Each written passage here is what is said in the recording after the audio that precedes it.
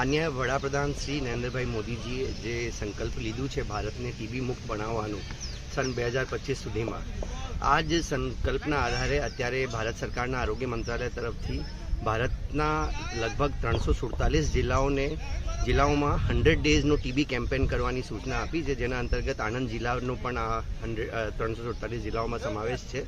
ગુજરાત રાજ્યના 16 જેટલા જિલ્લાઓમાં અત્યારે 100 દિવસનો ટીબી મુક્ત જે જિલ્લો બનાવવાનું છે. આના માટે ટીબીને લગતી લોકો સુધી માહિતી પહોંચાડવાની, ટીબીને લગતું અવેરનેસ પહોંચાડવાનું, જે ટીબીના દર્દીઓ છે આ દર્દીઓમાં પોષણ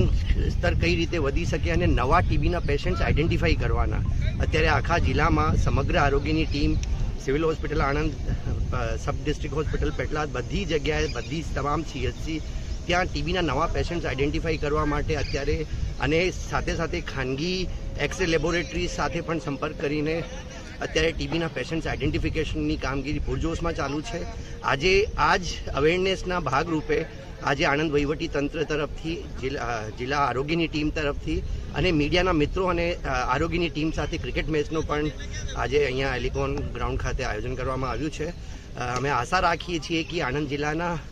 તમામ લોકો અને અત્યારે જેટલા ટીબીના દર્દી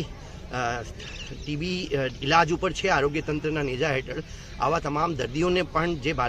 માનનીય વડાપ્રધાનશ્રીની અપીલ છે, કોઈના કોઈ વ્યક્તિ આવા ટીબીના દર્દીઓને એડોપ્ટ કરે, જેનાથી આ લોકોનું પોષણ